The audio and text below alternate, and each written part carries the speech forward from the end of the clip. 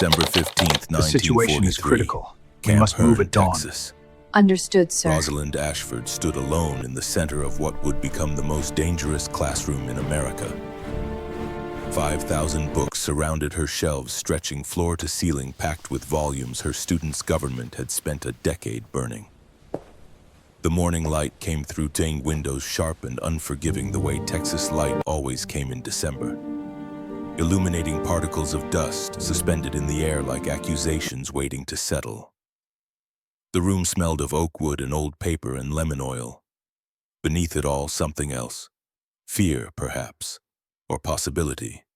The particular stillness before something irreversible begins. Her hands trembled as she held the typewritten list. 180 names in alphabetical order, surnames, first military ranks abbreviated with Germanic efficiency. 180 German prisoners of war who had volunteered, actually raised their hands and volunteered for an education program they didn't fully understand. 180 men who just 3 months ago had been fighting to kill Americans like her husband. Like Owen, whose plane had disappeared over the Philippine Sea in August. She wore her wedding ring on her left hand, a simple gold band that caught the morning light as her fingers moved down the unfamiliar names. Adler Heinrich, Becker Joseph, Fischer Klaus, Lehmann Franz, Steiner Victor. German names that still sounded like the enemy despite her grandmother's Bavarian lullabies, despite the fact that she'd been speaking German since childhood, despite knowing that nationality and ideology weren't the same thing even if they often traveled together. The ring felt heavier than gold should feel, as if Owen's absence had somehow transferred its weight to the metal circling her finger. 4 months. 4 months since his reconnaissance plane had vanished during what was supposed to be a routine patrol over empty ocean. 4 months of waiting for a telegram that might say anything: missing in action, presumed dead, confirmed killed in action, or the one she couldn't let herself hope for because hope felt like tempting fate found alive. Outside the windows, she could hear the rhythmic sound of boots on gravel, the precise cadence of men marching in formation. German voices calling out numbers in a language that still made her heart clench despite her fluency. The camp sprawled across 720 acres of Robertson County farmland. 4,800 prisoners housed in neat rows of wooden barracks that stretched toward the horizon like a temporary city of captivity. 4,800 men who had fought for Adolf Hitler's vision of a 1,000-year Reich. 4,800 men who now ate better than they'd eaten in their entire lives while their families starved in German cities, being systematically reduced to rubble. On her desk, tucked beneath a stack of course catalogs from Sam Houston State Teachers College, lay an envelope. Red Cross insignia stamped in the upper left corner, that distinctive symbol that meant official military communication about prisoners or casualties or men whose fates hung suspended between life and death. Her name written across the front in Owen's handwriting, that familiar script she'd memorized from love letters during their brief courtship. The last letter he'd sent before his plane went down. She'd received it 6 weeks ago, forwarded through military postal channels, arriving with mundane mail as if it were just another piece of correspondence instead of possibly the last words her husband would ever write to her. It had sat unopened in her desk for 42 days, she'd counted. Every morning when she came to work, she counted another day of not opening it. Some truths once known couldn't be unknown. And as long as the envelope remained sealed, she existed in a quantum state where Owen was both alive and dead, where hope and despair occupied the same impossible space, where she didn't have to face whatever finality those pages contained. The clock on the wall, standard military issue with white face and black numbers, read 8:45. 15 minutes until her first students arrived. She'd spent 3 full days preparing this room with the precision of someone setting an elaborate trap. Thomas Mann's The Magic Mountain, positioned on the shelf at exact eye level for a man of average height. Eric Maria Remarque's All Quiet on the Western Front. Beside it, that devastating novel about World War I that the Nazis had burned in 1933, one of the first books thrown onto the pyres when they decided which ideas deserved to exist, both banned in Nazi Germany for over a decade, both waiting for hands that had been trained to reach for weapons but might be willing to reach for something else. Rosalind was 28 years old, though grief had aged her in ways that didn't show in mirrors. She'd graduated from Smith College 6 years ago with highest honors in literature, married a Navy pilot she'd known for 6 months, and watched him deploy to the Pacific before their honeymoon photographs had even been developed. That was March of 1943. By August, he was missing. By September, she was applying for this position with the War Department's Special Projects Division because the alternative was returning to Philadelphia to live with her parents and slowly dissolve into decorative widowhood. Education officer, the job description had said in the careful bureaucratic language designed to reveal nothing. Camp Hearn, Texas. Experience with literature and teaching required. Knowledge of German language preferred but not mandatory. Ability to work professionally with enemy prisoners essential. Highest security clearance necessary, discretion absolute. She'd learned German from her grandmother Wilhelmina, who'd immigrated from Bavaria in 1897, with 2 steamer trunks full of books and an iron determination that German language and culture shouldn't be abandoned just because geography had changed. Oma had taught her the language of fairy tales and Christmas carols and soft words whispered at bedtime when she thought young Rosalind was already sleeping. Now that same language belonged to the enemy. The language of men who'd bombed London and invaded Poland and sent Owen's plane spiraling into dark Pacific waters, where the ocean floor was measured in thousands of feet, and bodies were never recovered. Her parents had opposed this position with a vehemence that still stung. Her father, a banker in Philadelphia who'd lived through the Great War and remembered what it meant to lose an entire generation, had been brutally direct during her last visit home. Working with Germans while your husband is missing, fighting them, he'd said, voice tight with judgment she knew came from fear. What kind of woman does that? What will people say at church? What will they say at the club? Have you thought about how this reflects on the family? She hadn't told him that she didn't care what people said, that grief had burned away her capacity to worry about reputation, that she needed purpose more than she needed approval, that teaching enemies to think might prevent the next war even if it couldn't stop this one. The door opened without a knock, military efficiency that didn't waste time on civilian courtesies. Lieutenant Colonel Thaddeus Brennan entered, his uniform pressed so sharply the creases looked capable of drawing blood. He was 45 years old, silver-haired despite his relative youth, with eyes that revealed nothing unless he chose to reveal something, and a face that had been trained into military neutrality. He'd been commanding Camp Hearn since its opening in December of 1942, exactly 1 year ago this week, and had developed a reputation throughout the POW camp system as a man who followed the Geneva Convention to the absolute letter. Not from sentimentality, but from cold calculation that treating prisoners well was both morally correct and strategically valuable. He also believed in something most officers considered dangerously naive, that enemy soldiers could be rehabilitated. That ideology could be dismantled, that education was a weapon more powerful than bombs in building lasting peace. Miss Ashford, his voice carried the flat vowels of Michigan, clipped and precise.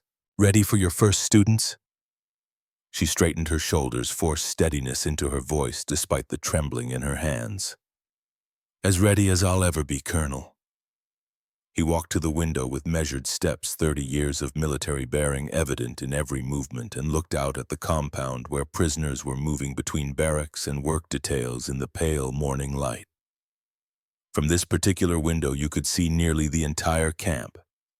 Neat rows of barracks, mess halls, recreation areas, the wire fences that were more symbolic than functional since there was nowhere to escape to anyway in the middle of Texas farmland, 300 miles from any border. "You've read the files I sent?" he asked without turning around. "3 times, sir. Memorized most of the names and relevant details. Then you understand what we're attempting here." He still didn't turn his reflection ghostly and insubstantial in the window glass. The Special Projects Division of the Provost Marshal General's Office believes that enemy ideology can be systematically dismantled through carefully managed exposure to democratic principles and banned literature. They believe, or at least they hope, that we can transform these men from committed fascists to potential allies for a democratic Germany. From true believers in Nazi ideology to advocates for something different. And you, Colonel? She kept her voice carefully neutral, professional. What do you believe? Long silence. His reflection remained motionless. Then, I believe my son died at Kasserine Pass last February.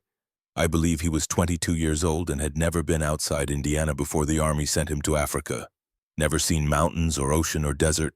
Never traveled farther from home than Chicago. His voice was carefully controlled, showing no emotion despite the devastating content. I believe that if we don't find a way to make peace stick this time, really stick, not the botched, vindictive mess we made after the Great War, then my grandson, if I ever have one, will die in another war with Germany 20 years from now. Because that's what happened last time. We won the war and lost the peace, and 20 years later we were doing it all over again. He finally turned from the window and she saw something raw flash across his face before military discipline shuttered it away. I believe we have to try something different this time, Miss Ashford, because what we did after Versailles clearly didn't work. We humiliated Germany, crushed them economically, took everything we could take and gave them every reason to want revenge. Then we acted surprised when they elected a madman who promised to make them great again. He paused. So yes, I believe in this program. I believe that if we can change even a fraction of these men's minds, if we can send them home. Believing in democracy instead of fascism, it might accomplish more than all the bombing raids and tank battles and beach landings combined. Rosalind felt something shift in her chest, recognition of shared grief transformed into purpose. I didn't know about your son, Colonel. I'm profoundly sorry. Don't be sorry. Be effective. The mask of command slid back into place, expression hardening into military efficiency.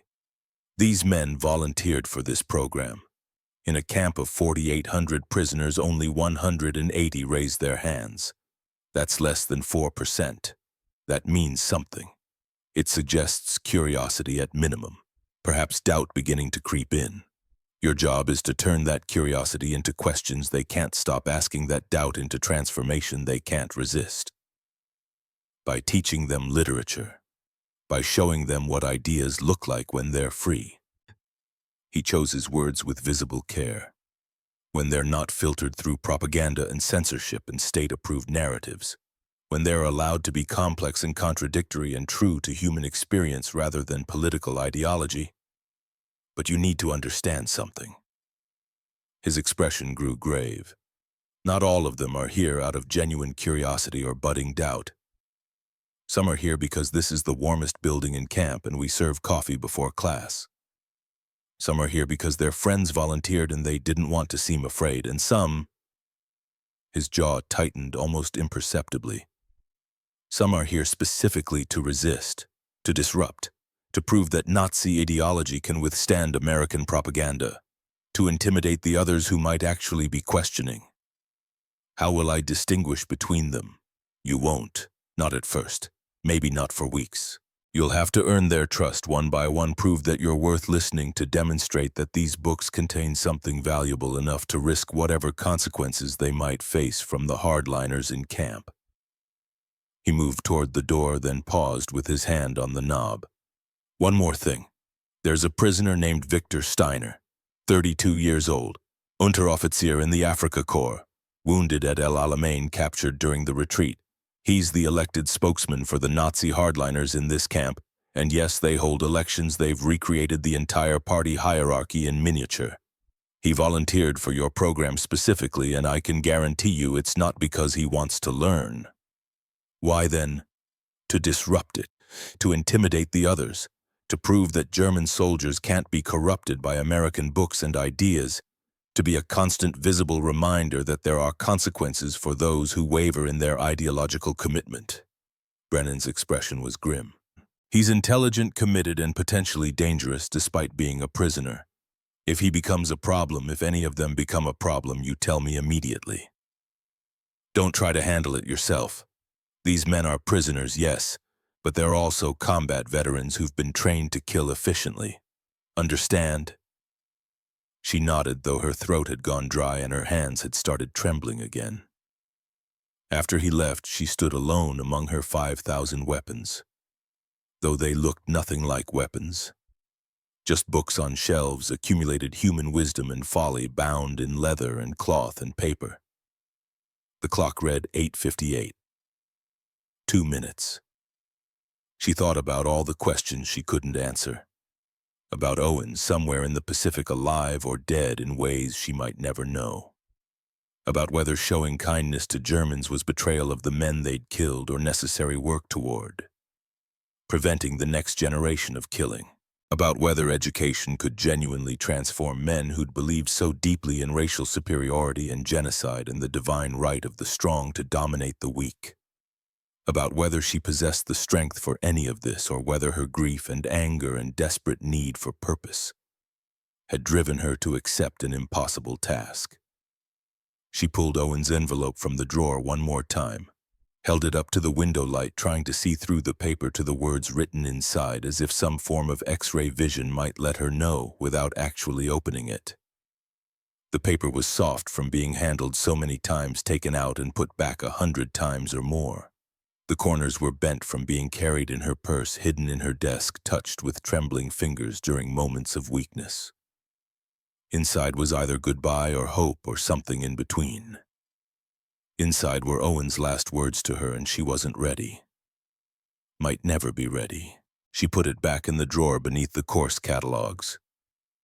Tomorrow would be soon enough to be brave. Or the day after. Or the day after that. Some truths could wait a little longer.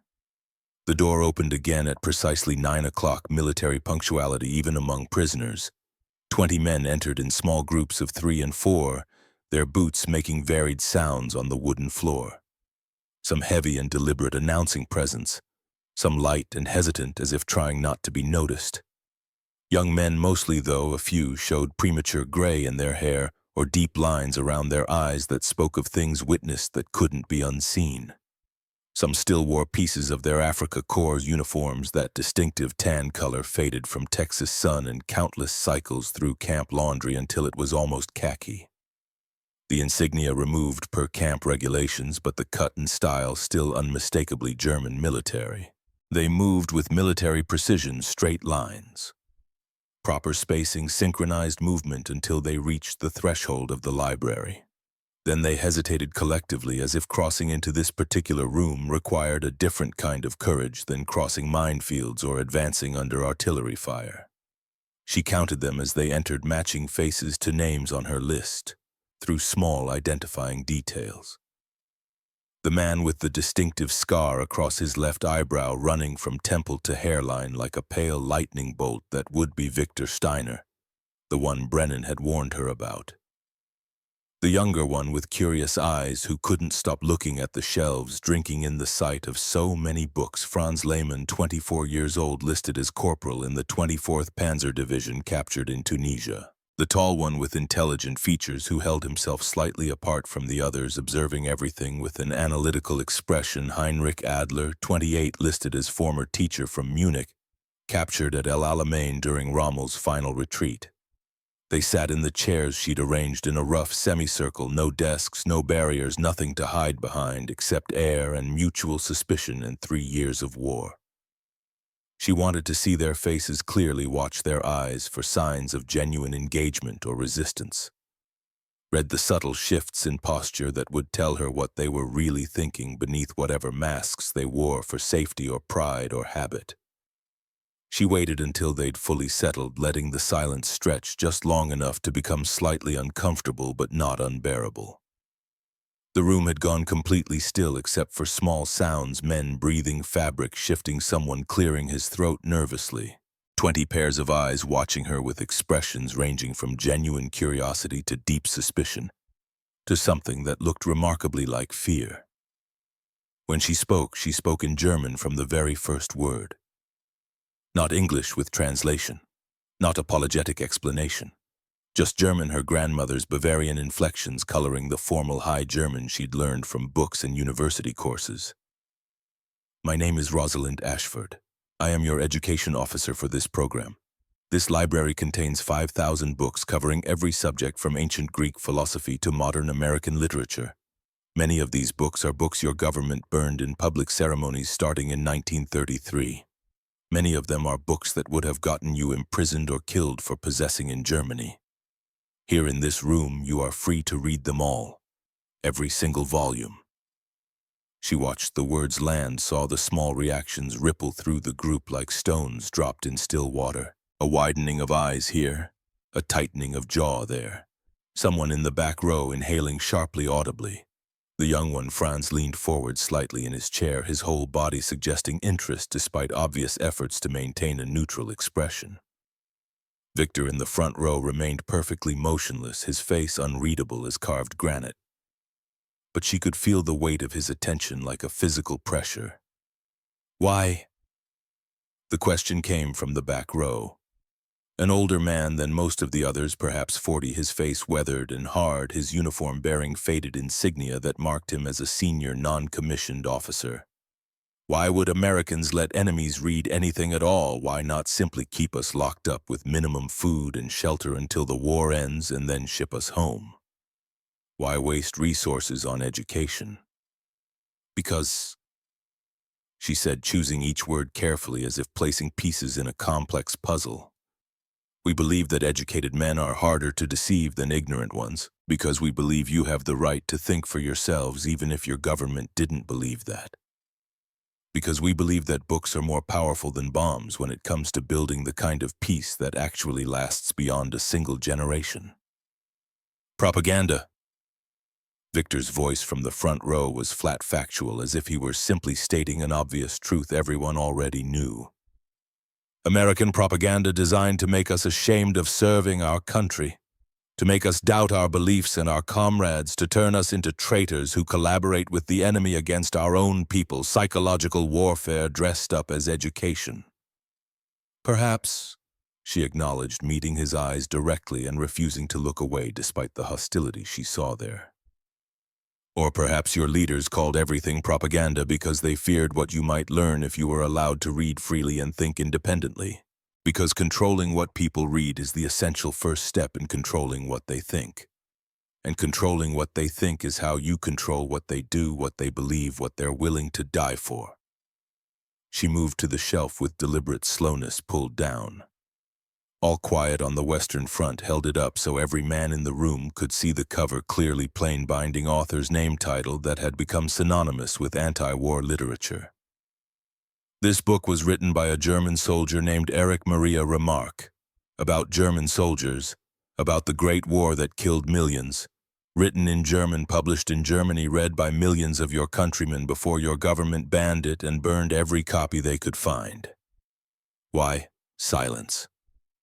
But she could feel them thinking, see the minute shifts of expression that indicated they were actually considering the question instead of just dismissing it reflexively. Shall I read you what they were so afraid of you knowing? More silence, but this time it felt different. Expectant rather than hostile, curious rather than defensive. A silence that listened. She opened to a passage she'd marked carefully, one of the sections she'd chosen for its devastating simplicity, its refusal to glorify or romanticize war, its stark honesty about what combat actually does to human beings, who have to endure it. She began to read her German fluent and natural, the words flowing like water, finding its natural level. Remarques prose about the absolute futility of war, about young men sent to die for old men's ambitions they didn't understand, about watching friends torn apart by artillery while you crouched in mud hoping the shell with your name on it hadn't been fired yet. About the humanity that somehow persists even in hell. Even when everything else has been stripped away, even when you've been reduced to animal survival and desperate hope. When she finished, she closed the book carefully, reverently, as if it were something sacred that required respectful handling. Set it on her desk like a precious object. This is what your government didn't want you to read. A German soldier, one of your own, a man who fought in trenches just like you fought in deserts, telling the truth about what war actually costs, about what it does to the men who survive it, about what gets lost that can never be recovered. You tell me why they were so afraid of these particular words that they burned every copy they could find and banned it throughout the Reich. The young one in the third row spoke, his voice soft and uncertain but genuine, carrying no trace of the aggressive defensiveness she'd expected. Because it might make us question things. Question what specifically? Whether dying for the fatherland is always noble and necessary. Whether following orders is always the right thing to do. Whether... He stopped abruptly, glanced nervously at Victor, then continued anyway with visible effort, his voice dropping almost to a whisper. Whether we were lied to about what war would be like, what it would mean, what it would cost us. Victor turned his head slowly to glare at the young man with an expression of pure contempt, mixed with something else, perhaps disappointment, perhaps threat. The young prisoner's eyes dropped immediately to the floor, his momentary courage evaporating under that hostile stare, his shoulders curling inward protectively. "In this room," Rosalind said, her voice sharp enough to cut through the tension, to redirect attention away from the frightened young man and back to her where it belonged. "You are free to question everything. That is not weakness, that is not disloyalty to your comrades or betrayal of men who died. That is intelligence. That is what separates thinking human beings from trained animals who simply obey. That is what it means to use the mind you were given instead of letting others use it for you." She set Remarque's book on her desk with deliberate care, then selected another from the shelf, The Magic Mountain. Thomas Mann's 800-page masterwork that she'd read 3 times and understood differently each time, finding new layers with every reading. Thomas Mann, perhaps the greatest German writer of the 20th century, possibly of any century, exiled by Hitler in 1933, his books burned in public ceremonies, his citizenship officially revoked, his family scattered across continents. Why? Not because he advocated violence or revolution, not because he was a communist or a socialist or even particularly political, but because he wrote about ideas, because he believed in complexity and ambiguity, because he thought young people should think for themselves instead of being told what to think by a government that claimed to know better than they possibly could. She held the thick book out toward them like an offering or a challenge. They could decide which. Who wants to read it? No hands rose. The prisoners sat frozen between competing desires, caught in the trap of wanting to know, but being terrified of the consequences of knowing, wanting to reach for forbidden knowledge, but afraid of what it might mean to actually grasp it, to hold it, to let it change them. No volunteers. She kept her voice light, almost conversational, as if this were an ordinary classroom in an ordinary school discussing ordinary literature instead of a battlefield where ideologies fought for the survival of souls. Then let me tell you what you'll find inside this particular book if you're brave enough to read it. You'll find questions about duty versus individualism, about what we owe to society and what we owe to ourselves as unique human beings, about whether following orders is always right or whether there are times when disobedience becomes the highest form of loyalty to human values, about whether dying for an abstract idea is noble sacrifice or foolish waste, about whether the life you've been told to live is the only life worth living or whether there might be other possibilities you've never been allowed to consider. She paused deliberately, letting the words settle into the silence like sediment drifting to the bottom of still water. Or you can refuse to read it. You can sit in this library surrounded by 5,000 books, surrounded by accumulated human wisdom and experience and insight, and deliberately choose ignorance. That's your right as human beings with free will and individual agency. We won't force you. We won't punish you for refusing. That's the fundamental difference between here and the Germany you left behind, between democracy and what you served, between freedom and control. The silence stretched taut as wire about to snap, vibrating with tension so thick it felt almost visible. Then slowly, almost imperceptibly at first, as if he were fighting his own hand. Franz Lehmann raised his arm. The gesture was small, tentative, his hand rising only to shoulder height, as if he were afraid to commit fully to the act of volunteering. But it was there, visible, impossible to unsee. "What's your name?" Rosalind asked gently, though she already knew from her memorized list. "Franz Lehmann, ma'am, Corporal, 24th Panzer Division, 2nd Company." "How old are you, Franz?" 24, ma'am. 24 years old. The same age Colonel Brennan's son had been when he died at Kasserine Pass. The same age as millions of young men on every side who'd been fed into the industrial machinery of total war and emerged dead or broken or so fundamentally changed by what they'd seen and done that they could never be whole again. She walked over slowly and handed him the book, and she could see his hands shaking slightly as he took it from her. Could see what this simple act cost him. The courage required to be first, to mark himself as different, to reach for forbidden knowledge in front of 20 other prisoners, including Victor Steiner, who was now staring at him with an expression of cold calculation that promised future consequences. "Read the first 50 pages by our next class on Thursday," she said clearly, making sure everyone in the room heard, establishing that this was now official, that Franz had committed himself publicly and she had accepted that commitment. "Come prepared to discuss them. I'll expect you to have questions, observations, thoughts about what man is trying to say about time and society and individual human experience." Another hand rose, this one more confident, belonging to an older prisoner near the back. Then another. Then two more simultaneously, as if permission had finally been granted. By the time the first session ended an hour later, 15 of the 20 prisoners had selected books from her shelves. Some choosing the same titles as Franz: Safety in Numbers, Solidarity Against Whatever Consequences Might Come. Others picking different volumes as if determined to establish their own independent paths of inquiry. The other 5, including Victor Steiner, had sat in rigid silence throughout the entire session, their absolute refusal to participate a form of resistance as clear and unmistakable as if they'd stood up and shouted their defiance. After they filed out, moving with the same military precision they'd entered, with boots striking floor in unconscious unison. Rosalind stood alone again among her arsenal of ideas. Her hands had stopped trembling at some point during the past hour without her noticing exactly when. Something fundamental had shifted. Some door had opened just a crack, not wide enough to call it victory, far too early for that kind of dangerous pride, but enough to let in a sliver of light where before there had been only darkness and uncertainty.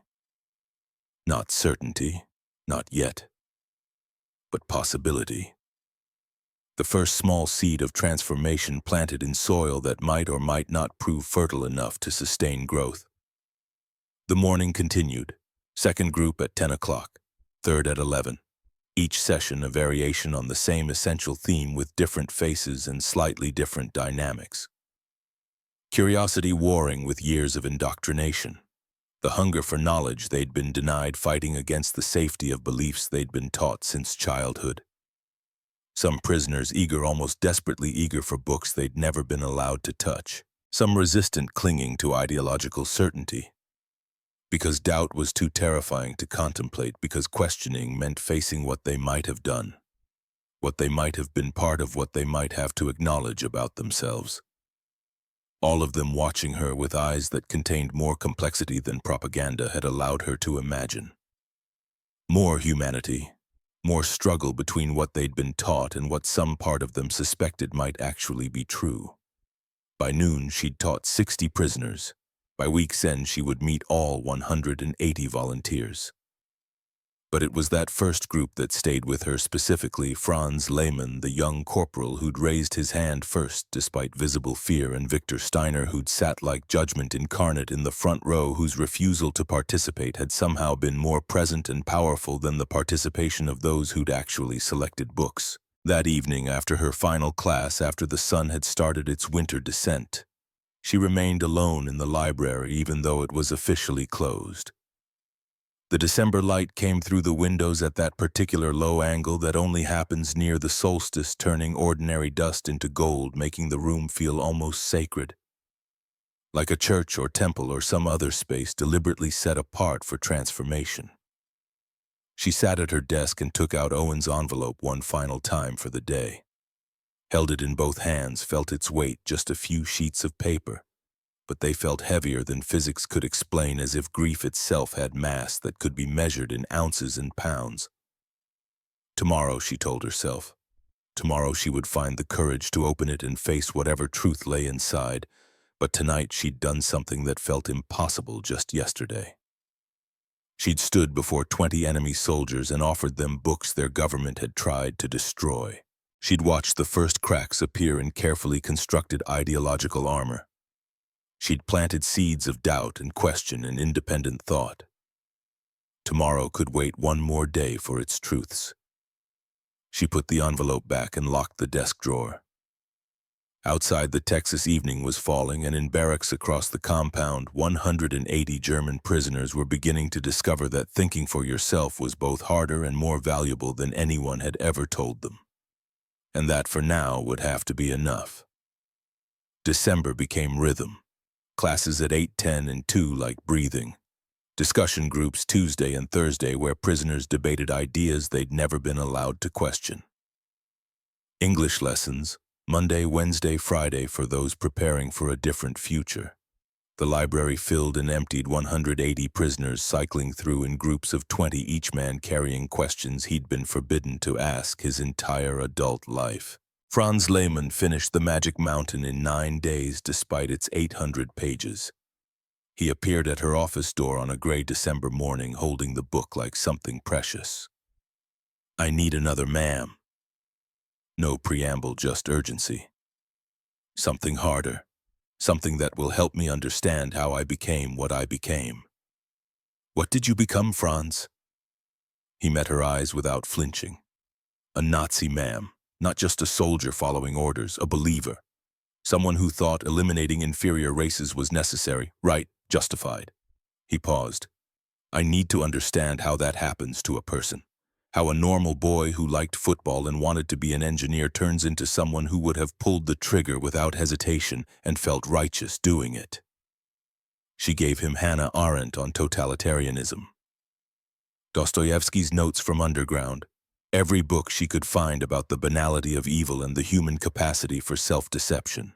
He consumed them with desperate intensity, as if understanding might somehow constitute absolution. Victor Steiner still came to every class without fail, still sat front row with arms crossed and face carved from stone, still refused to speak except to challenge, to remind the room that resistance remained possible. "These books," he said one Tuesday afternoon, cutting through discussion like a blade, "are designed to make us ashamed, to turn us into traitors, but some of us remember what duty means." Rosalind met his eyes across the room. "What does duty mean, Victor? Loyalty, sacrifice, doing what's hard because it's right, even when what's hard is murder." The room went silent. Victor's jaw tightened. "Soldiers follow orders. That's what distinguishes armies from armed mobs. And when the orders are evil, who decides what's evil?"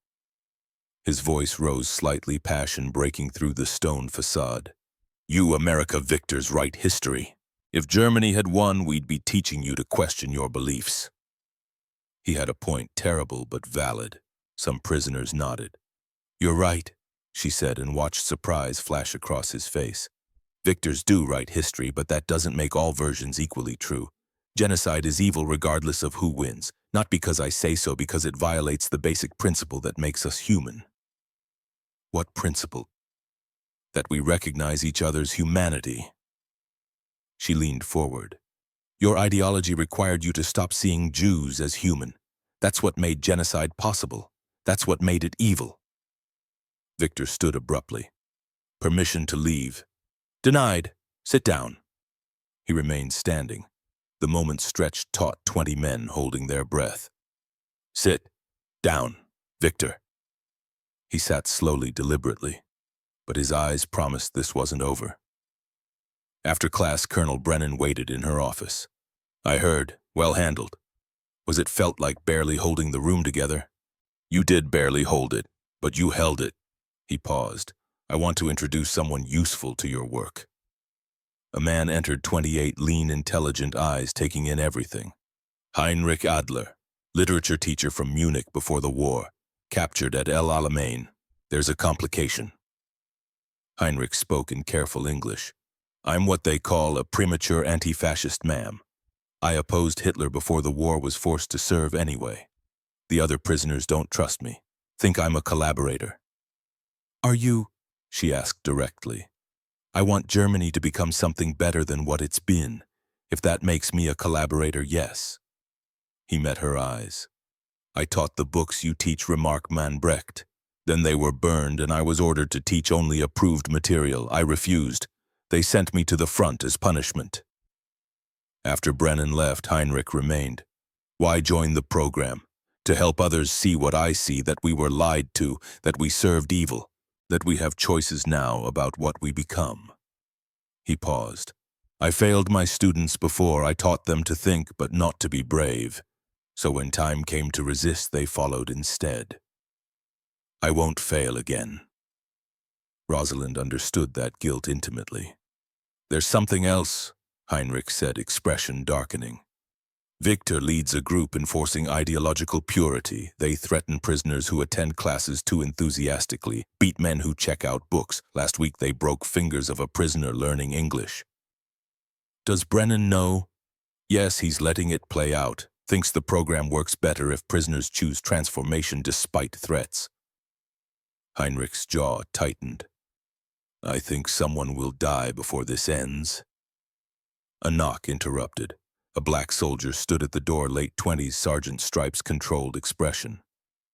Ma'am, Sergeant Elijah Carver, Colonel asked me to deliver this.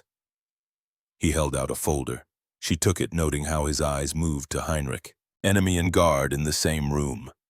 Thank you, Sergeant. He turned to leave, then paused. Ma'am, if I may, something you should know about the town. Go ahead. I was in Herne yesterday. Tried to get lunch at Miller's Diner. They wouldn't serve me. Said they don't serve coloreds. His voice remained level. Then I watched 3 German prisoners walk in and get served just fine. Enemy soldiers eating where an American sergeant who guards them isn't welcome. The words hung like accusation. Heinrich shifted uncomfortably. Rosalind felt shame flood through her. America's hypocrisy laid bare. That's wrong, Sergeant. I'm sorry. But it is that way, ma'am. I guard men treated better than I am. Just thought you should know since you're teaching them about freedom and democracy. He left before she could respond. Heinrich spoke softly. In Germany, we were told America practiced racial purity through segregation, that Americans understood keeping races separate, but wouldn't admit it. That made you hypocrites, not weak, just dishonest about what you believed. And now I think both countries were wrong. That racial hierarchy is evil, whether you call it Aryan supremacy or segregation. He met her eyes. And I think you're trying to teach us to be better than our countries have been, which makes you very brave or very foolish. Probably both. Christmas approached like a storm. Herne mobilized with impossible generosity. American Legion fundraisers, church gift drives, Lions Club collections, women knitting socks, children making cards, every household contributing for men who'd been trying to kill their sons. Vivian Whitmore appeared at Rosalind's office, 42, elegant despite wartime privation, dark hair silvering at temples. We want to sing for the prisoners. German Christmas carols in German, Christmas Eve. Her son Michael, 22, was in Italy. No word for 8 weeks. Why show that kindness? Vivian sat without asking, composure cracking. Because if German soldiers show kindness to my boy, maybe he'll survive. Because kindness is contagious. Because I'm terrified and this is the only thing I can control. Her voice wavered. Because I need to believe we can still be human to each other. That if I sing for their sons, maybe someone shows compassion to mine. Your son is probably dead. 8 weeks without a letter. Fighting in Italy is brutal. She said it flatly. But until I know, I'm going to sing, because that's the only bargain with fate I have left. Rosalind understood that desperate bargaining. They spent 3 afternoons together, Rosalind coaching Vivian through Stille Nacht and O Tannenbaum. Vivian's voice was beautiful, though it wavered on words that must have reminded her of Michael. The week before Christmas, violence erupted. Franz arrived early one morning, face bruised, purple and yellow, right hand wrapped in bandages, fingers swollen at wrong angles. He was reshelving books one-handed. "Franz, what happened?" "Nothing, ma'am." "That's not nothing." He set down books carefully. "Victor and his friends, last night after lights out, said I was betraying the fatherland, that men like me will be dealt with when we return home." He looked at his damaged hand. This was a warning. Rage flooded her. "I'm reporting this immediately." "No." Sharp. "Please. That makes it worse. Victor will say it was an accident. I'll be labeled a coward who runs to Americans. I'll lose credibility with others who are questioning." "They broke your hand. They can break my fingers but can't make me stop thinking. Once you start questioning, you can't stop. It's like reading. Once you learn, you can't unknow how." Heinrich appeared, took in the injuries with one glance. "Victor." Franz nodded. "He's desperate," Heinrich said. "Sees ideology slipping away, more prisoners choosing books over loyalty. He's trying to terrorize everyone back into line. Will it work? No. Fear only works when people have nothing stronger to hold on to. Knowledge gives you something worth being afraid for. Franz's broken fingers prove what we're learning matters enough to be dangerous." That night, Rosalind finally opened Owen's letter. Hands shaking, she slid her finger under the seal. His handwriting was rushed, uneven. "My dearest Roz, if you're reading this, I didn't make it back. I'm sorry. I wanted to grow old with you. Children and Sunday mornings and all the ordinary beautiful things we dreamed about. But more than anything, if I don't survive, don't let my death fill you with hatred. Don't let it make you small. The world needs fewer people who know how to hate and more who remember how to love. Find purpose in peace, not revenge. Find meaning in preventing the next war. Find a way to live that makes my death mean something more than just another casualty. I love you. Loved you from the moment you quoted Yeats at that faculty party. Love you now wherever I am. Love is stronger than war, Roz. Please remember that. Please prove it true. Always yours. Owen." She read it 3 times, folded it carefully, then allowed herself to cry deep, racking sobs. For Owen lost in the Pacific, for Franz beaten for learning, for Carver refused service, for Vivian singing while her son might be dying, for all of them caught between cruelty and grief. Love is stronger than war. She wanted to believe it, needed to. Christmas Eve arrived cold and clear. 4,800 prisoners assembled in the recreation hall. 4,800 wrapped gifts waiting, one for each man. Vivian's choir stood at front, 20 women in Sunday best holding songbooks with German phonetically spelled. Franz sat rows back, hand bandaged. Victor sat in the corner with his loyalist's face set in contempt. Vivian stepped forward. Rosalind translated as she spoke. "My name is Vivian Whitmore. My son Michael is 22, serving in Italy. I haven't heard from him in 8 weeks. I don't know if he's alive." Her voice caught. "But somewhere there might be a mother like me praying for her son the way I pray for mine. I choose to believe kindness to each other's sons might protect them both. So tonight I sing for you. And I pray someone is singing for my son." She began Stille Nacht. Her voice filled the hall clear and true. Stille Nacht, Heilige Nacht, 20 American voices singing in German for enemies. Franz was crying openly. Heinrich bowed his head. Victor sat perfectly still, hands gripping knees, white-knuckled. But something was cracking in his eyes, some barrier between ideology and humanity beginning to fracture.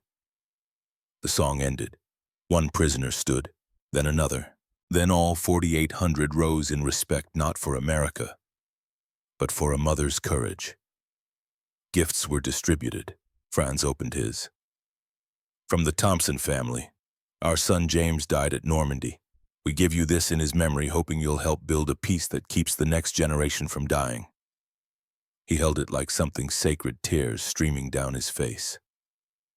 After the ceremony, Rosalind found Victor outside, staring at his package as if it might explode.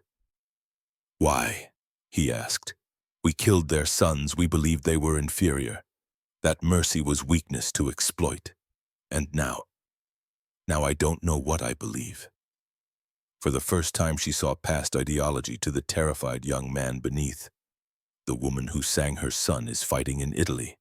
Yes, she doesn't know if he's alive. No, but she sang for us anyway. He was quiet for a long moment. "I had a mother, in Hamburg, died in the firebombing last July, 53 years old, never hurt anyone in her life. I'm sorry. Just tell me, do you really believe people can change, that men like me can become something different?" "Yes, because you're already changing. The fact you're asking means the ideology is cracking." He nodded slowly, still clutching his package, then walked away into the Texas night. 3 days after Christmas, Vivian appeared at Rosalind's office, trembling violently, carrying a telegram. "He's alive." She could barely speak. "Michael, the Red Cross found him. He was captured by German forces near Monte Cassino 3 weeks ago. They're holding him in a POW camp in northern Italy." She collapsed into the chair, tears streaming. "The telegram says he's receiving adequate treatment, medical care, Red Cross packages. The Germans are showing him mercy, the same mercy I tried to show their sons." The impossible bargain had held. Kindness for kindness, mercy for mercy. "It worked," Vivian whispered. "I showed compassion to their sons, and they're showing compassion to mine. Maybe that's how we survive this. How we stay human when everything pushes us toward becoming monsters." New Year came. January brought cold rain. The program continued. More prisoners joined. More books were read. More transformations occurred in the space between question and answer, doubt and certainty. Then in early February, the Red Cross telegram arrived that would change everything. Rosalind was teaching when Brennan entered, carrying an envelope with the Red Cross symbol. His expression was carefully controlled. "Miss Ashford, a word, now." They stepped into the hallway. He handed her the envelope. "It's about your husband. They found him." The world tilted. "Is he alive, Rosalind?" "He's alive." Brennan's voice was gentle. "He was captured after his plane went down. He's been in a Japanese POW camp near Manila for 6 months. The Red Cross just established contact. He's coming home." She couldn't breathe, couldn't speak, could only stand there while reality rearranged itself around this impossible fact. Owen was alive. Joy flooded through her, so intense it felt like pain, like her chest might crack open from the force of it. "Congratulations," Brennan said quietly. "I know this is what you've been waiting for." After he left, she stood in the hallway holding the telegram with shaking hands. Through the library door, she could see her students waiting. Franz with his healing hand, Heinrich reading ahead, even Victor, who'd started participating tentatively, his certainty crumbling piece by piece. Owen had written, "Find purpose in preventing the next war." She was doing that. Here, with these men, teaching them to think, to question, to recognize humanity in enemies. And now Owen was coming home. She would figure out who she was as both wife and educator. The answer wasn't binary. She could be both, had to be both. Because the war had changed them both in ways that couldn't be undone. She walked back into the library, carrying her joy like a secret treasure. "Apologies for the interruption. Let's continue. Kant's categorical imperative: could genocide become universal law? Could systematic extermination become a principle for all humanity?" 20 pairs of eyes watched her. Franz raised his healed hand. "No, ma'am. None of those things could become universal law. Because if everyone practiced genocide, there would be no one left to be human to. The world would destroy itself." Victor's hand went up slowly, reluctantly, but up. "Yes, Victor. I agree with Franz," he said quietly, and the admission seemed to drain something essential from him. "I wish I didn't. It would be easier if I still believed what I was taught for 12 years. But I can't anymore. The American mother singing while her son fights us. The people giving gifts to enemies who'd killed their sons. Your sergeant refused service while we're welcomed. Vivian's son shown mercy by German soldiers. He paused. Nothing is simple anymore, and I'm tired of pretending it is. Good, Rosalind said, meaning it with her whole heart. Because the world isn't simple, Victor. Anyone who offers easy answers in clear categories is lying. Truth is always complicated, always messy, always harder than propaganda makes it seem. The class continued. Outside, the Texas sun moved across the winter sky. Inside, surrounded by enemy soldiers learning to think for themselves, something impossible was happening. Love was proving stronger than war. Not through sentiment, but through stubborn daily choice to see humanity in enemies. To educate instead of punish. To plant seeds of peace in blood-soaked soil and hope they would somehow grow. And somewhere in the Pacific, Owen was coming home. The transformation continued. One question, one book, one act of radical kindness at a time. May 8th, 1945, Victory in Europe Day. Arrived not with triumph, but with silence. The kind that settles when endings come, but cost far more than anyone imagined. Rosalind stood in Camp Hearn's recreation hall as the radio announcement echoed through speakers mounted on walls. Germany had surrendered unconditionally. The war in Europe was over. American guards cheered and embraced. Some cried openly, others simply stood processing the magnitude of survival. The German prisoners sat in rows, 4,800 men whose world had just ended. Some stared at the floor as if answers might be found in worn wood.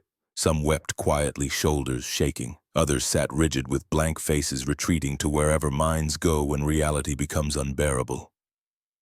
Franz buried his face in his hands, his whole body convulsing with silent sobs. Heinrich sat perfectly still, tears tracking down his face unchecked. Victor stood abruptly and walked out, shoulders shaking, finally broken. The war was over, but reckoning had just begun. In the days that followed, Colonel Brennan assembled all prisoners for mandatory viewings. Newsreel footage had arrived from Europe, grainy black and white films of what American and Soviet troops had found when they liberated the concentration camps. Rosalind watched from the side of the hall as the projector flickered to life. She'd already seen these images in Brennan's office. Nothing could have prepared her. Nothing could prepare anyone. The screen filled with horrors beyond language. Bergen-Belsen, Dachau, Buchenwald, Auschwitz. Mountains of skeletal corpses stacked like cordwood because there were too many dead to bury individually. Living skeletons with eyes too large for shrunken faces, their bodies showing every bone, every rib, every vertebra visible beneath skin stretched tight. Gas chambers disguised as showers, the walls still stained. Ovens designed for mass cremation still full of ash and fragments of human bone. Mass graves being excavated by bulldozers because human hands couldn't possibly move that much death. The narrator's voice was clinical, factual, but the images spoke their own terrible truth. This was not propaganda, this was not exaggeration, this was what the Reich had built, what German soldiers had protected with their obedience, what 12 years of Nazi ideology had produced when taken to its logical conclusion. The prisoners watched in complete silence. No one moved. No one spoke. The only sounds were the projector's mechanical whir and occasional stifled sobs that men tried desperately to suppress. Franz vomited into his hands, then stumbled outside, unable to continue watching. Heinrich sat frozen, his face gray as ash, staring at the screen without blinking, as if forcing himself to witness every second. Other prisoners turned away or covered their faces, but the MPs kept everyone seated, kept everyone watching, ensuring no one could escape this reckoning. And Victor. Victor stood slowly, deliberately, and walked to the front of the hall. He positioned himself 3 feet from the screen, forcing himself to look directly at it. Forcing himself to see every detail with unflinching attention. Every skeletal face, every pile of corpses, every child's shoe collected in mountains of leather evidence. Every wedding ring and boxes of gold pulled from murdered mouths. He stood there for the entire 40-minute reel, never looking away, never flinching, his hands clenched at his sides so tightly his fingernails drew blood from his palms. When the reel finally ended and the lights came up, no one moved. 4,800 men sat in the wreckage of everything they'd believed, everything they'd been taught, everything that had given their lives meaning and purpose. For 12 years. Colonel Brennan stood at the front, his voice rough with emotion he didn't try to hide. You served the regime that did this. Some of you knew, some of you suspected, some of you were genuinely ignorant, but all of you wore the uniform that protected these camps. All of you followed orders that led to this. All of you participated in a system that produced this horror. And now you have to decide what you do with that knowledge. He paused, letting silence settle heavy. You're going home soon. Germany is destroyed. Your cities are rubble. Your families are starving. Your country will need to be rebuilt from absolutely nothing, from less than nothing, from the ashes of what you created, and you have a choice. You can rebuild it the same way it was before, with the same ideologies that led to this. Or you can build something genuinely different, something that ensures this never happens again. The education program here was designed to give you tools for that rebuilding. Whether you use them is entirely up to you. After the viewing, Rosalind found Victor outside, sitting on the ground with his back against the barracks wall. His face was gray, his hands shook uncontrollably. He looked like a man who'd just watched his soul incinerate. She sat beside him without speaking. Sometimes silence was the only appropriate response to devastation. After a long time, he spoke barely above a whisper. We didn't know. I swear to you on everything I have left, I didn't know it was like that. Not the scale, not the systematic efficiency, not the children. Some part of you knew, she said quietly, carefully. Maybe not the details, maybe not the full horror, but you knew Jews were being rounded up. You knew they were being sent east. You knew they weren't coming back. You chose not to ask questions about what was happening to them. Yes, his voice cracked completely. Yes, I chose not to know. Because knowing would have required action. Action would have required courage, and I didn't have courage. I only had obedience. I only had certainty that following orders was always right. He stopped, covered his face with shaking hands. My brother joined the SS, volunteered eagerly. He used to talk about the necessity of eliminating inferior races like it was just simple biology, scientific fact. And I didn't argue with him, I just stayed quiet. Let him believe it, because arguing meant conflict, and I hated conflict more than I hated the things he was saying. Your brother was wrong, profoundly evil wrong, but you're not him. Aren't I? He looked at her with eyes full of agony. I wore the same uniform, served the same regime. The only difference is he acted on beliefs I was too cowardly to challenge. That makes me complicit. That makes me guilty. Rosalind had no comfort to offer that wouldn't be a lie. Then be different now. You can't undo what you didn't do then. You can't go back and be brave when bravery mattered most, but you can choose what you do next. Go home, rebuild, teach. Make absolutely certain the next generation knows what happens when people stay silent while evil is being done in their name. Will that be enough? Can teaching children about the Holocaust somehow balance what I enabled through my silence? I don't know, probably not, but it's more than continued silence, and maybe that has to be enough. Owen came home in late September, 4 weeks after Japan surrendered following the atomic bombs. The liberation of POW camps across the Pacific had taken weeks. He'd spent that time in a Manila hospital regaining enough strength for the long journey home. He wasn't the Owen who'd left. He stepped off the train in San Antonio wearing a borrowed uniform that hung on his frame, having lost 35 pounds he would never fully regain. His face was gaunt, aged beyond his 30 years, carrying shadows that would never completely lift. But when he smiled, that same crooked smile she'd fallen in love with, he was still Owen, broken but present, changed but somehow still himself. They held each other on the platform while trains arrived and departed, and other reunions happened around them in the golden September light. You got my letter, he said against her hair, his voice hoarse from months of malnutrition. In December. I didn't open it until Christmas. Did it help? Yes and no, and yes again. She pulled back to look at his face, this familiar, strange face that was his but different.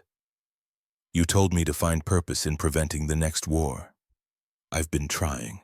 I've been doing exactly that. They went to her small apartment.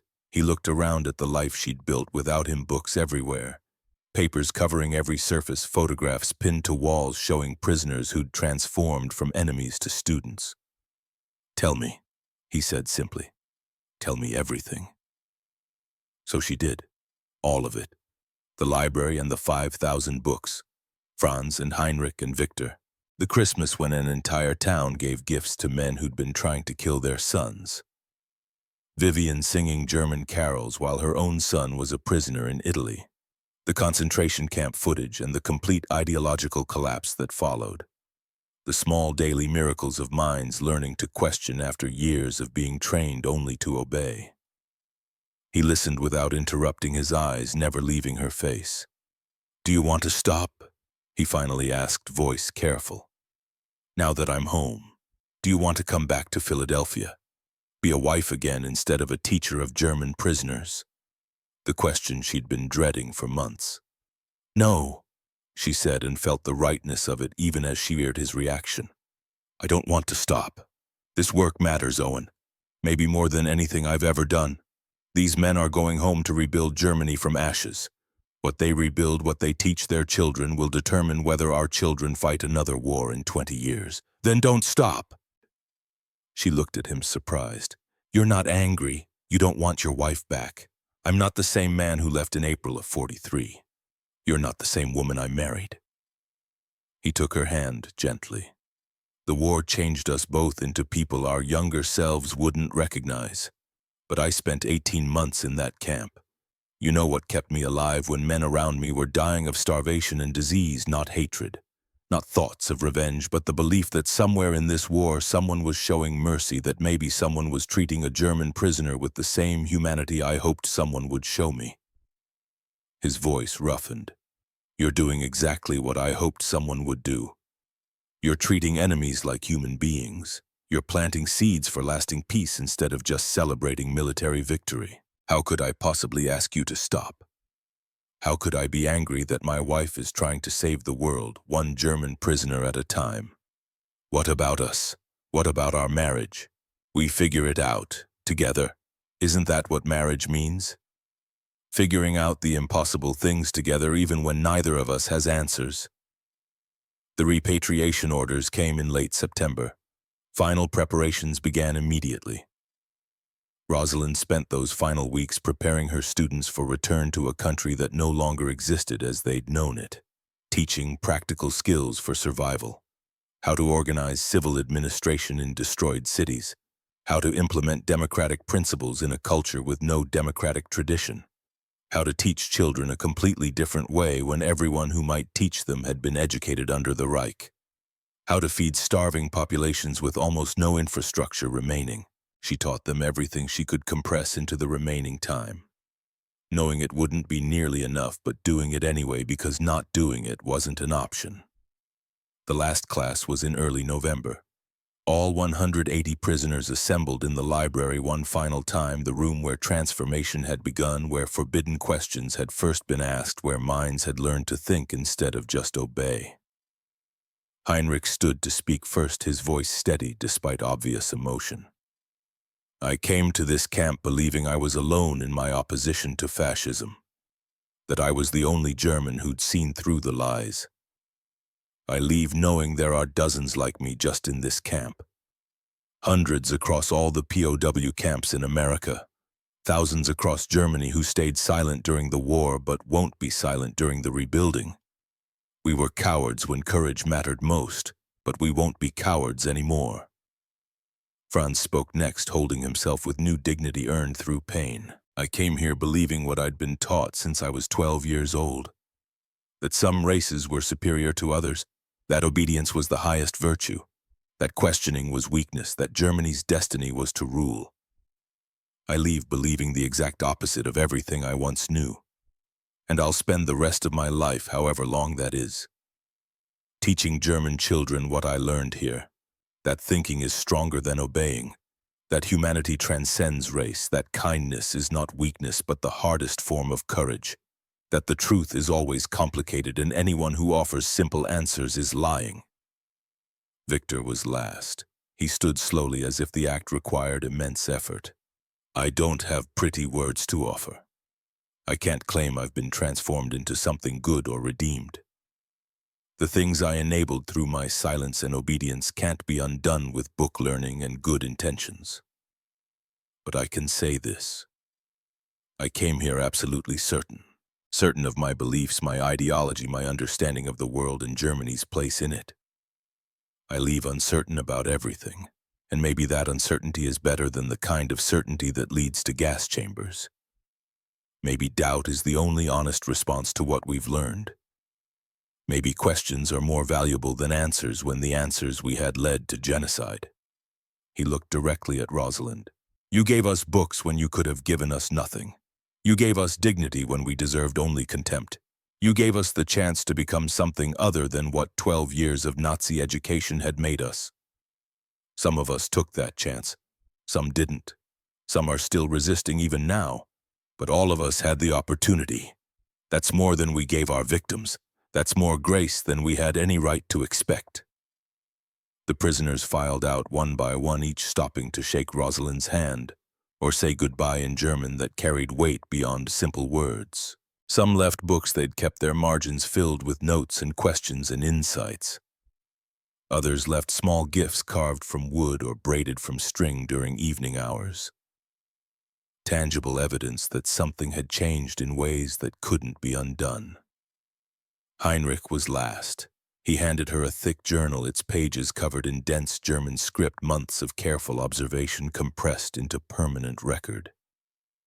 My account of everything that happened here, he said simply. Everything I witnessed, everything I learned, everything that transformed us. I want you to have it, so you know the true impact of what you did, so you have evidence when people inevitably claim this program failed or that transformation isn't possible. Did it fail? She asked, needing his honest assessment. No. According to the exit surveys, 74% of us support democracy now. 61% support American aid for German reconstruction. 38% want to immigrate to America legally someday if given the chance. Those aren't failure numbers, Mrs. Ashford. That's unprecedented success in ideological transformation. And the other 26%? Some people can't be reached. Some ideologies are too deeply rooted in identity. Some men will die believing what they've always believed. He paused. But we saved most of us. That has to count for something. It has to mean something. They left in early December. Trucks to the train station, trains to the port in New York, ships across the Atlantic to Bremen and Hamburg, back to a Germany that existed now only in ruins and memory, and the massive task of rebuilding from nothing. Rosalind stood at the camp gate and watched them go. 180 men she'd taught to think for themselves. 180 possible futures for a broken country. 180 seeds planted in blood-soaked soil, hoping desperately that some would take root and grow into something that might prevent the next catastrophe. Decades passed like pages turning in an accelerated film. Rosalind and Owen spent 3 years in occupied Germany establishing schools and libraries and education programs across the American zone, teaching German teachers how to teach democracy to students who'd never known it, teaching administrators how to run cities without fascist principles, teaching children that their parents had been profoundly wrong about nearly everything. They came home in 1949, settled in Virginia near Washington, had 2 children who grew up knowing their parents had helped rebuild a shattered world. Built a life that looked ordinary on the surface but carried underneath all the weight of what they'd surveyed and witnessed and accomplished. Rosalind taught literature at a women's college, wrote articles about post-war education and cultural transformation, consulted with the State Department on exchange programs between America and the Federal Republic of Germany. Lived quietly but purposefully her days. filled with students and books and the same fundamental questions about humanity she'd been asking since 1943. Owen worked for NASA in its early years, designed systems for the Mercury and Gemini programs, flew recreationally on weekends because he couldn't stay completely away from the sky even after it had almost killed him. They received letters over the years, from Heinrich, who became mayor of a small city in Bavaria and sent Christmas cards every December without fail. From Franz, who taught literature in Hamburg and named his daughter Rosalind in honor of the woman who'd taught him to think. From others whose names she'd half forgotten, but whose words reminded her that transformation had been real, not imagined, not propaganda about propaganda. Even Victor wrote once in 1965, a short letter on thin airmail paper. Dear Mrs. Ashford, I am not writing to ask for forgiveness. I don't deserve it and wouldn't know what to do with it if offered. But I wanted you to know that I became a school principal in West Berlin. I teach German children about the Holocaust, about responsibility and complicity, about the cost of silence when evil is being done. I don't tell them I was one of the silent ones, but I teach them with absolute conviction not to be what I was.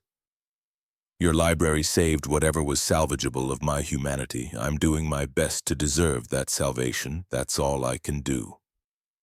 Victor Steiner. Owen died in 1982. Heart attack while working in his garden on a beautiful spring afternoon. Quick and clean, which was a mercy even as it was devastating. They'd had 37 years after the war. More than many couples got less than she'd wanted. Never enough time with the man who'd understood her in ways no one else ever could. The reunion invitation arrived in May of 1984, 40 years since VE Day. The Herne Heritage League was organizing a commemoration.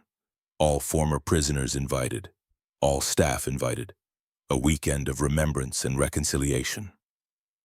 Rosalind was 69 years old, retired from teaching, widowed.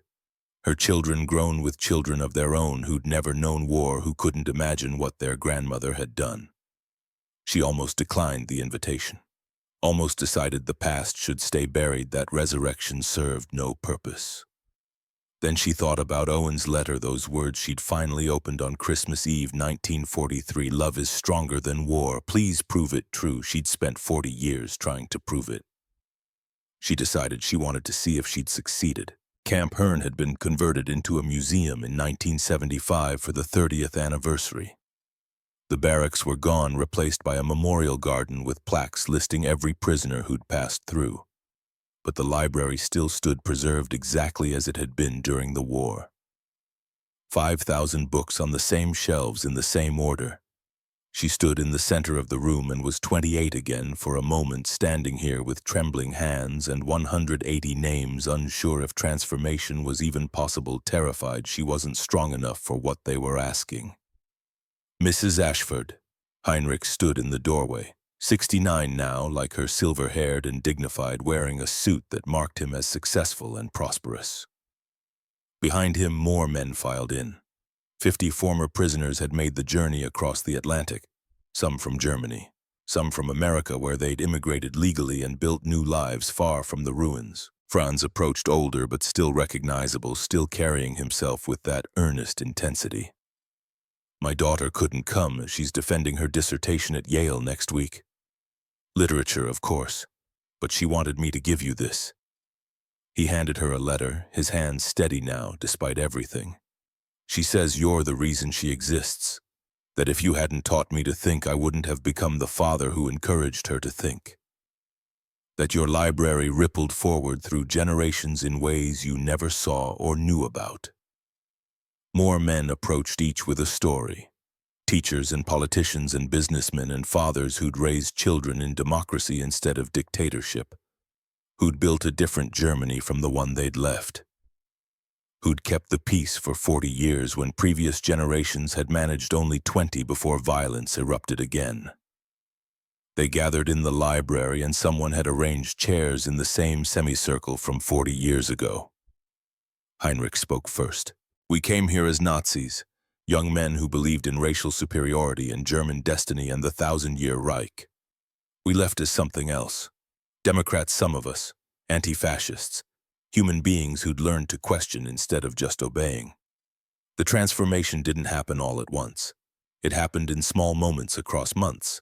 A book that challenged what we'd been taught, a question we couldn't answer with propaganda, an act of impossible kindness from people who had every reason to hate us. Franz added, voice thick with emotion. 48 of us became politicians in the new Germany. 312 became teachers or civil servants. Thousands more raised children who grew up in democracy, who never knew fascism, who learned from birth that all humans have equal value. The German economic miracle wasn't just about Marshall Plan money or hard work. It was about people like us who came home from American camps with fundamentally different ideas about how society should work. The testimonies continued for an hour, each man adding his piece to a collective story of transformation that seemed almost too good to be true but wasn't. The evidence stood before her in aging faces and grateful voices. Finally, someone asked Rosalind to speak. She stood slowly, feeling every one of her 69 years, feeling the weight of Owen's absence and the presence of these men who'd become something she'd never quite dared hope for. I came here in December of 1943, she began. My husband was missing in the Pacific. My country was at war. I'd been given 180 names and 5,000 books and told to transform enemies into allies, fascists into Democrats. I didn't think it was possible. I thought books were just books. That ideology ran too deep. That hatred was stronger than hope or education or kindness. She looked at the faces around her, older now, marked by decades, but still recognizable. You proved me wrong.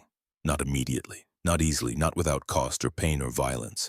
But consistently, one by one, you chose to read books that might get you beaten. You chose to question beliefs that kept you safe. You chose to accept kindness from enemies when hatred would have been easier and more understandable. You chose transformation over the comfort of certainty. And then you went home to a country in ruins and you built something different, something better, something that's kept the peace for 40 years. Her voice thickened. My husband died 2 years ago, but before he died, he told me that what we did here, what you did, what you became, mattered more than anything else we'd accomplished in our lives. That if German and American children weren't fighting another war, we'd succeeded.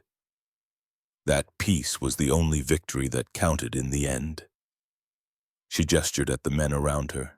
You are that peace, you and your children and your grandchildren. You are proof that enemies can become allies, that education is more powerful than hatred, that love really is stronger than war when we choose to make it so. Silence filled the library like water filling a vessel. Then Heinrich stood and began to applaud. Others joined until all 50 former prisoners were on their feet, applauding the woman who'd given them forbidden books and dangerous questions and the chance to become something other than what 12 years of Nazi education had tried to make them. Among the letters read that day was one from Sergeant Elijah Carver, now a civil rights attorney in Atlanta. You taught German prisoners the dignity America denied me in 1943. That lesson, as painful as it was to witness, showed me that my real fight was just beginning, that true democracy had to be won at home, not just exported to defeated enemies. Thank you for that unintended lesson. After the ceremony, Rosalind stood alone in the library one final time, ran her hand along the spines of books that had been weapons in a war most people didn't know had been fought, a war for minds and souls and the future of an entire nation. She thought about the questions she'd asked herself 40 years ago, standing in this exact spot.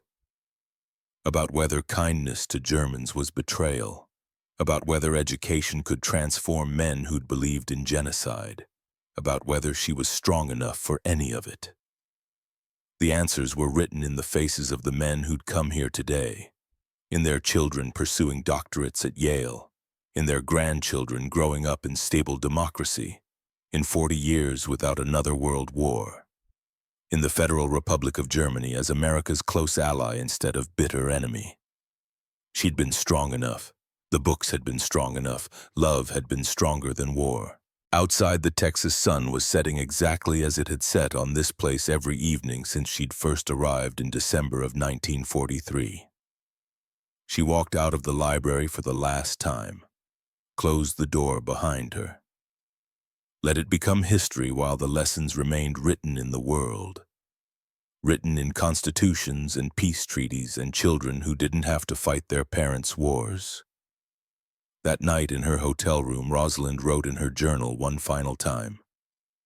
December 15th, 1943. I stood in a library and wondered if books could change minds. May 20th, 1984. I stood in the same library and knew they could. Not because of the books themselves, but because of people who chose to read them despite threats and fear. Who chose to question despite the safety of certainty. The most powerful weapon against fascism wasn't the atomic bomb or Allied armies or American industrial might. It was a woman teaching German prisoners to read banned books. A town giving gifts to enemies. Mothers singing for soldiers who might have killed their sons. The radical insistence that human beings are worth saving, worth teaching, worth treating with dignity even when they've been monsters. Owen was right. Love is stronger than war, not as sentiment, as choice. The choice to see humanity in enemies. The choice to educate instead of punish. The choice to plant seeds of peace even when victory alone seems sufficient. I planted those seeds 40 years ago. They grew, they're growing still. That's all any of us can do, plant seeds and hope they grow and trust that future generations will water them. It's enough. It has to be enough. She closed the journal, turned off the light. And Rosalind Ashford, 69 years old, widow, teacher, woman who'd weaponized education against fascism, slept deeply for the first time since Owen died, because she'd finally definitively proved what he'd asked her to prove, that love, when chosen deliberately and courageously, really is stronger than war.